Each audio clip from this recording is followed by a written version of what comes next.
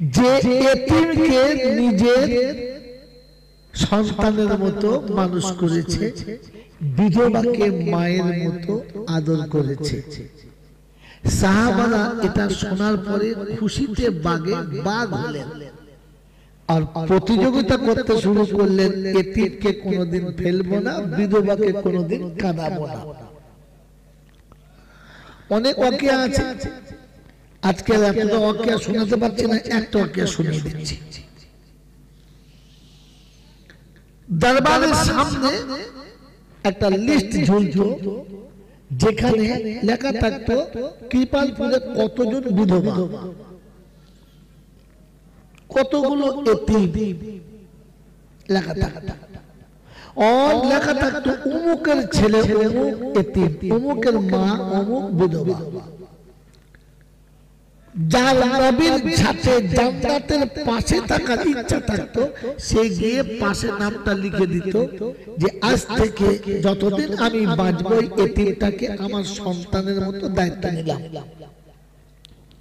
এই বিধবাটাকে আমার মায়ের মতো মর্যাদা দেওয়ার জন্য আমি এখানে আজ থেকে অ্যাড হলাম। কারণ সাহাবীদের জান্নাতের নেশা ছিল। কিসের নেশা? এই জান্নাত পাওয়ার জন্য এত তারা নেশাবান ছিল, এত ঘোর ছিল যে তাদের চোখের সামনে জান্নাত ছাড়া আর কিছু পড়তো। যদি বলো যেমন আমাদের নেশা আছে, কিসের নেশা? তাতে যদি বউ বিক্রি করতে হয় তো রাজি আছে। হ্যাঁ না বলে, এখানকার লোক বেঁচে নাই। যদি টাকা পাওয়ার জন্য নিজের বিবিকে বিক্রি করতে হয় তো তাতেও আমরা রাজি আছি। হ্যাঁ বলেন, হ্যাঁ না? বউ বেচবো না এরকম মানুষ ঠিক আছে, হাত তোলেন, তোলেন হাত তোলেন। যে পয়সা নেবে বউ বেচবো না হাত তোলে। যারা হাত তোলে দেয় বুঝবে না বউ আছে, বুঝলো? তোলো তোলে হাত তোলে, কে কে দেখো তুলে যায়, দেখো কে কে তুলে যায়, দেখো। এত বড় মজলিসে 10টা হাত তুলেছে, বাকি হাত তোলে নাই, তার মানে এরা বউ বিক্রি করে খায়। এদেরকে মানুষ বলতে ঘৃণা লাগে, কুত্তা বললে কুত্তা বুঝতে পারলে হাত তোল করে মরে যাবে।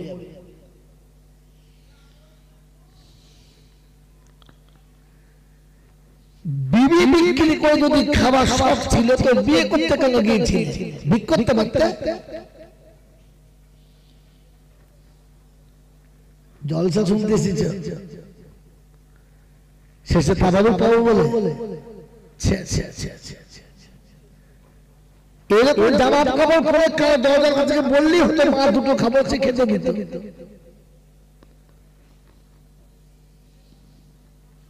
বাবাজিরা সোনার আল্লাহরা, নবীদের কথা শুনে সাহাবীদের জান্নাতের নেশা ছিল। কিসের নেশা? জান্নাত। তাই তারা শুনিয়েছে রাসূল ওই জান্নাত পাওয়ার জন্য কি লাগবে বলো? মাল নাও, গাড়ি নাও, বিবি বাচ্চা নাও, কিন্তু আমাকে জান্নাত দাও, নাও, কিন্তু জান্নাত দাও।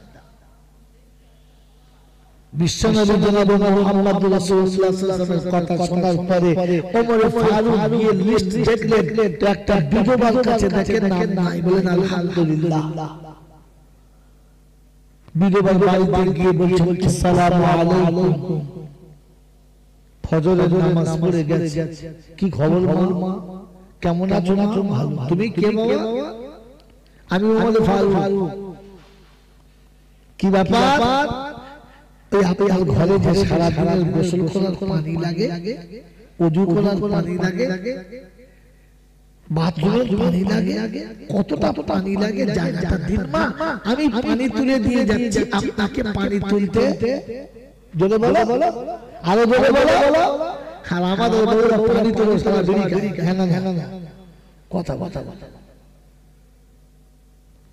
ও বিধবা পানি তুলে দিচ্ছে যেন পর্দার বাইরে না যায়। আরে তো বউকে ছাগল মাঠে এটা আবার জলসাও দেয়।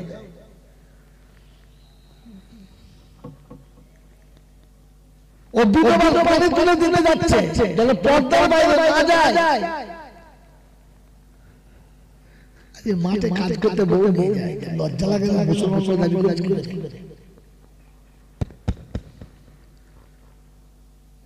ওই বাবা বাবা জ্ঞানী জ্ঞানী বুদ্ধিজীবীরা, তোমরা কি এদের দুশমন নাকি?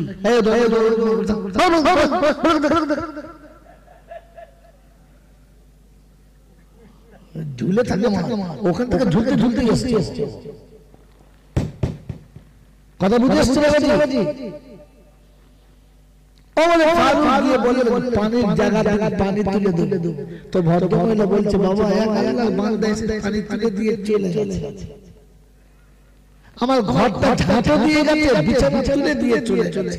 তো বলে ফারুক বলছে ঠিক আছে কালকে চান্স নেব, আজ পাই নাই কালকে আসবে। পরের দিন ফজরের নামাজের আগে চলে এসেছে, এসে জানাচ্ছেন আসসালামু আলাইকুম ওয়া রাহমাতুল্লাহি ওয়া বারাকাতুহু। কে বাবা? বলছে মা আমি ওমর ফারুক এসেছি, আজকে পানিটা তুলে দেবো। তো ভদ্রমহিলা বলছে আব্বা যে আল্লাহর বান্দা প্রতিদিন তুলে দেয় আজকে তুলে দিয়ে চলে গেছে। ওমর ফারুক বললেন চান্স আজও আচ্ছা কালকে দেখবো কি করে আগে আসে। ওই দিনে পরের দিনে তাহাজ্জুদের নামাজের সময় তিনি এসে দরজায় আওয়াজ দিচ্ছেন আসসালামু আলাইকুম ওয়া রাহমাতুল্লাহ। ভদ্রমহিলা সালামের জবাব দিয়ে বলছে কে বাবা? বলছে আমি ওমর গো মা, আজকে সুযোগ পাবো পানিটা তুলে দেওয়া? বললে আল্লাহর বান্দা যে প্রতিদিন তুলে দেয় সে আজও তুলে দিয়ে। ওহো আমরা কি বলতাম আজ মজা। ঠিক আছে কাল দেখবো করে চান্স পায়। চতুর্থ দিন এশার নামাজ পড়ে বুড়ির বাড়ি বাড়িতে আদালত করে বোঝা যেতে কি আসে। রাত গভীর হয়ে গেছে, প্রাণী জগৎ স্তব্ধ হয়ে গেছে, একেবারে শুনশান অবস্থা। এক ভদ্রলোক পা পা পা পা করে আসছে, আস্তে আস্তে চোরের মতো, পায়ে জুতো নেই, মুখটা ঢাকা, দরজার কাছে সে আওয়াজ দেবে, নক করবে, যেমনি হাতটা তুলে কাপ করে হাতটা হবে। কে? ওমরের আওয়াজ, ওমরের আওয়াজ। মুখ খোলো, মুখ খুলবে না, ছাড়বে না, হাত ধরে টানাটানি করতে করতে মুখের কাপড়টা খুলে গেছে। তো যেমনি খুলে গেছে দেখে কাপড়ের ভিতরে সিদ্দিকী আকবর দাঁড়িয়ে আছে। সুবহানাল্লাহ। ওমর ফারুক মাসুম বাচ্চার মতো বসে বসে থরথর করে কেঁপে গেলেন আর বললেন আমিরুল মুমিনিন আমার ভুল হয়ে গেছে। আবু বকর সিদ্দিক বললেন ভাই ভুল হয় নাই, তোমার জায়গায় আমি হলে আবু এরকম ধন্যবাদ, তুমি তো আমাকে দেখে ভাই।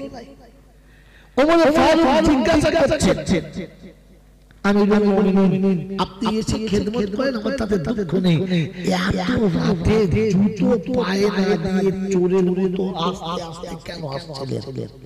কেন জুতোটাই বা পরে এলেন না? রাস্তায় কোন পাথর পা কেটে যাবে, ব্যথা হবে। এই কাকরওয়ালা জমিন আপনি খালি পায়ে কেন আসছেন? তাদের সঙ্গে আমার হিংসা নেই, জাতি হিংসা নেই, পাছাও কোনো রাগ নেই, কিন্তু মনে হবে ভাই হিসেবে বলতে বাধ্য হচ্ছে এতটা নিচে নেমে গেছে। বাবাজিরা সোনার লালেরা জ্ঞানী জনরা সুধীমা বসেরা এইটুকু প্যান্ডেল ভর্তি হতে চায় না। হ্যাঁ না বলে খালি একবার বলুন তিনটে মৌলবি নয়, ঠাকুর থেকে তিনটে ম্যাডাম এনেছে নাচ হবে। তো ঈদগাহ দেয়াল ভেঙে লাফিয়ে লোকগুলো বলবে জায়গা পাবে না। সেই জন্য একটা প্রবাদ বাক্য যেটা সত্য, প্রবাদ বাক্য কি যদি বলো সত্য, যে রতনে রতন চেনে, গয়লায় চেনে গাই। গয়লায় কি চেনে? যদি বলো গাই। আর শুয়োরে কচু চেনে, কুত্তায় চেনে ছাই। আমরা কন্দালে ও ভাই কথা বলে জলসাতে প্যান্ডেল করে এত আলো দিয়ে বিরিয়ানি করে লোক ঢুকতে পারছেন না, খালি তিনটে উলঙ্গ মেয়ে এনে দিন, সবাই ঈদগাহ দেয়াল না ভেঙে দেয় তো আমি মৌলবি জয়নাল না। হ্যাঁ না বলেন না? তার মানে কুত্তায় চেনে ছাই। ও তো তাই, কারণ যার পেটে থেকে হয়েছে আর এই পর্যন্ত যাদের সাথে আছে সব করে তো উলঙ্গ মাল, কথা বলে না। এই হাসি দেখা, এখন হাসছ। যে মায়ের পেটে হয়েছে সে তো গায়ে কাপড় রাখে না, যে নানির কোলে দাদির কোলে ছোটবেলায় খেলেছে তাও গায়ে কাপড় রাখে না, আর যৌবন কালে যত বান্ধবী পেয়েছে সব করে তো উলঙ্গ মাল, আর বিয়ের পরে যেটা পেয়েছে সেটা একদম ফুল চাতাল। এ কি চেনে? বাবাজিরা, সোনারা, লালেরা, আমাকে ক্ষমা করে দেবেন, আমি হিংসার জন্য বলি নাই। আমি আমাকে জাহান্নামের আগুন থেকে বাঁচানোর কথা শোনাচ্ছি, জলসা করে কি পাবো সেটা শোনাচ্ছি, আব কোরআন শোনাচ্ছি। ওয়ালা ইনিত্তাবা'তা আহওয়াআহুম বা'দাল্লাযী জাআকা মিনাল ইলম মা লাকা মিনাল্লাহি মিন ওয়ালিয়্যিন ওয়ালা নাসীর। আল্লাহু আকবার। আল্লাহ পাক শোনাচ্ছেন, এত কথা জানার পরে, এই সত্য জানার পরে, এত কথা বোঝার পরে চুপ থাকো। ফের যদি তুমি তোমার মনের মতো ইচ্ছা মতো চলো তো আমি আল্লাহ বন্ধুও হব না, সাহায্য জোরে বলো। আর আল্লাহ যখন সাহায্য করবে না তখন বিবির ভালোবাসা পাবি না। আল্লাহ যখন সাহায্য করবে না বেটা বাপের দিকে ভালো নজরে তাকাবে না। আল্লাহর যখন মদদ হবে না বউ বা শ্বশুরকে আব্বা বলে মানবে না। আল্লাহর মদদ যখন হবে না চাষের ফসলের সংসার চলবে না। আল্লাহর মদদ যখন হবে না চাকরির টাকাতে সংসার চলবে না। আল্লাহর যখন মদদ হবে না ভর্তি বাগান হবে ফসল তাতে হবে না। আল্লাহর মদদ যখন হবে না জমিনে ফসল হবে খেতে পাবি না। আল্লাহর মদদ যখন হবে না চোখ থাকবে দেখতে পাবি না। আল্লাহর মদদ যখন হবে না তখন মুখ থাকবে কথা বলার ক্ষমতা থাকবে না। আল্লাহর মদদ যখন হবে না পা থাকবে চলতে পাবি না। আল্লাহর মদদ যখন হবে না মুখে সাহস থাকবে কথা বলার ক্ষমতা থাকবে না। আল্লাহর মদদ যখন থাকবে না সম্মানী ব্যক্তির সম্মান তখন থাকবে না। মাস্টার ছাত্রদের কাছে ইজ্জত পাবে না। বড়রা ছোটদের কাছে সম্মান পাবে না। মনের আশা পূরণ করে কথা বলতে গিয়ে মনের আশা মিটবে না। শুধু পাওনা হবে লাঞ্ছনা, পাওনা হবে যন্ত্রণা। ওষুধে কাজ করবে না, তাবিজে কাজ করবে না, দোয়া পানিতে কাজ করবে না, ঝাড়ফুঁকে কাজ করবে না। শুধু মনের যন্ত্রণা, শুধু পাবে লাঞ্ছনা। কারণ আমার আল্লাহ যখন মদদের হাত বাড়াবে না তখন সব মদদের জায়গা থাকবে, মদদ কিন্তু আসবে না। মালাকা মিনাল্লাহি মিন ওয়ালিয়্যিন ওয়ালা নাসীর। আমি তাদের বন্ধুও হব না, আমি তাদের কিচ্ছু সাহায্য যদি বলে। তাহলে আজকে এখান থেকে পরিষ্কার হয়ে যায়, আগামীতে কৃপালপুরে আর আসা হবে বলে আমার সেরকম কোন ইশারা ইঙ্গিত পাচ্ছি না। তবে এই শেষ যাত্রাতে যেটা দিয়ে যাচ্ছে নিয়ে যান। আল্লাহ পাক শোনাচ্ছেন, এর আগে যতবার কৃপালপুরে এসেছি আয়াত আমি বলি নাই, এলাকায় পুলিশে বলি ওয়ালা ইন ইত্তাবা'তা আহওয়াআহুম বা'দাল্লাযী জাআকা মিনাল ইলম। তোমার মন যেটা চাচ্ছে, তুমি যেটা ভালো মনে করেছো ওটা করছো, সত্যটা জানার পরে তো তাহলে আমি তোমাদের বন্ধুও হব না, সাহায্য যদি বলো। তো আল্লাহ যদি বন্ধু না হয় আর তিনি যদি সাহায্য না করেন তাহলে সারা জীবন যে কাজ করছেন ও কাজ করে লাঞ্ছিত হবেন, অপমানিত হবেন, ঠকবেন, গালি খাবেন, জাহান্নামে যাবেন। এটা একটা জায়গায় শোনালেন। দ্বিতীয় জায়গা তিনি শোনাচ্ছেন الذين ضل سعيهم في الحياة الدنيا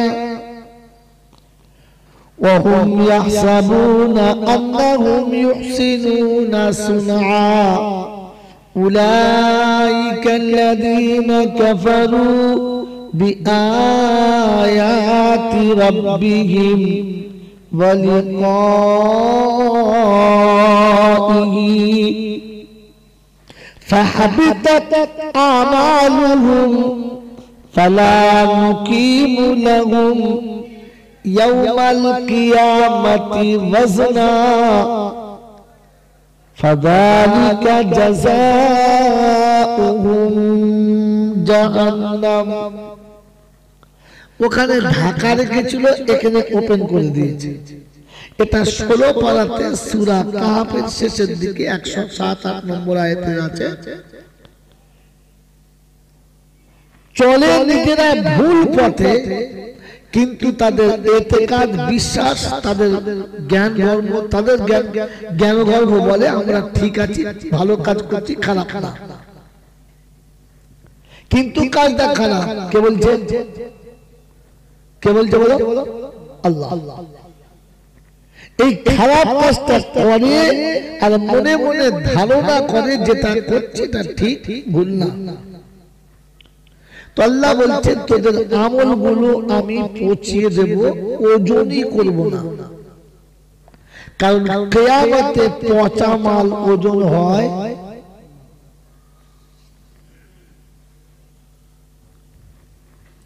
বদলা কি হলো ফাযালিকা জাযাউহুম জাহান্নাম তোমাদের ঠিকানা জাহান্নাম কটা গেল দুটো নাম্বার 3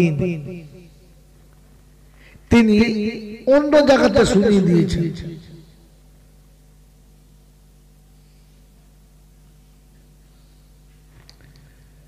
আল্লাহ পাক শোনাচ্ছেন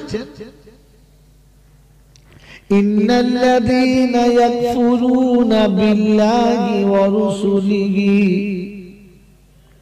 ويريدون أن يفرقوا بين الله ورسله ويقولون نؤمن ببعض ونكفر ببعض ويتخذون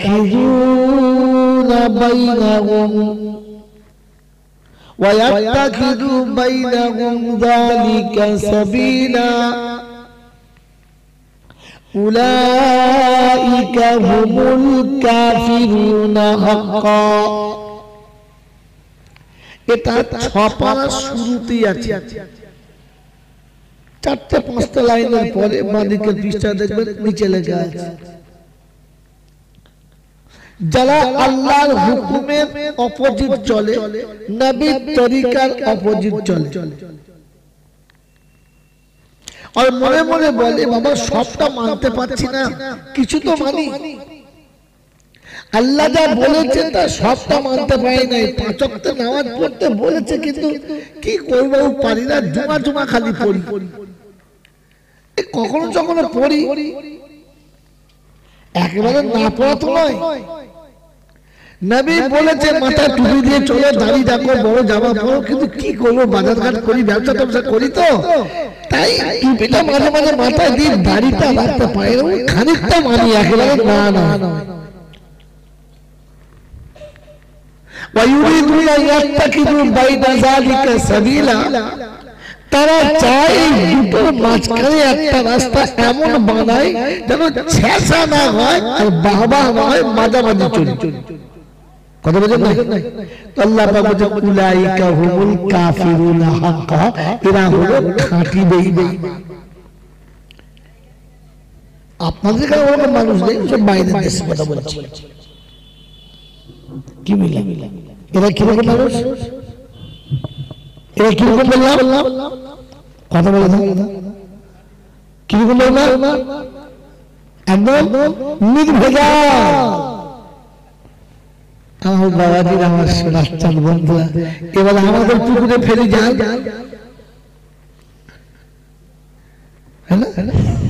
দেখি কি মাল ওঠে। এই জন্য আগে বলেছি কৃপালপুরে আগামীতে আসার কোন কি ইশারা দেখতে পাচ্ছি না, তবে এটা শেষ যাত্রা তো, তাই যাওয়ার সময় তো থলে গুছিয়ে নিয়ে ওটাই ভালো, কারণ পরে থাকলে তার মাল পাওয়া যাবে না। এটা হলো আল্লাহ পাকের কওল। কার কওল? আল্লাহ পাকের। এটা তার কথা, তার ফায়দা। তিনি যেটা বলেছেন এটা পাল্টানো যাবে, একটু কম বেশি করা যাবে। তিনি এটাও বলে দিয়েছেন ফালান তাজিদু লিসুন্নাতিল্লাহি তাবদীলা ওয়ালান তাজিদু লিসুন্নাতিল্লাহি তাহওয়িলা। আমার বাঁধা কানুন সরেও যাবে না আর ঢিলেও যাবে না, এটা তার ফাইনাল কথা। আল্লাহ যে কথা বলেছে এতে আমাদের বিশ্বাস, হ্যাঁ না বলা যদি বলে বিশ্বাস। কে কে আল্লাহর এই কথাকে বিশ্বাস করেন একবার হাত তুলে জলটা শুরু করছে। উফ, আচ্ছা হাতটা তুললেন, বুঝে তুললেন না না বুঝে তুললেন? বুঝে তুলেছেন তো? হ্যাঁ না বলেন। আল্লাহ আপনাদের বোঝার তৌফিক দান করুন। আচ্ছা এটা গেল আল্লাহর কথা, এখানে থাক। এবারে নবী দু চার কথা শুনিয়ে দিই, যে মাঝখানটা ভেঙে মিলিয়ে দিয়ে পালিয়ে যায়। আল্লাহ নবী বললেন জান্নাতে আমার সঙ্গে ওই ব্যক্তি এইরকম থাকবে, মানে এই দুটো আঙুলের মাঝখানে যেমন আর কিচ্ছু নেই, তেমনি আমার সাথে এইরকম গায়ে গা লাগিয়ে থাকবে ওই উম্মত।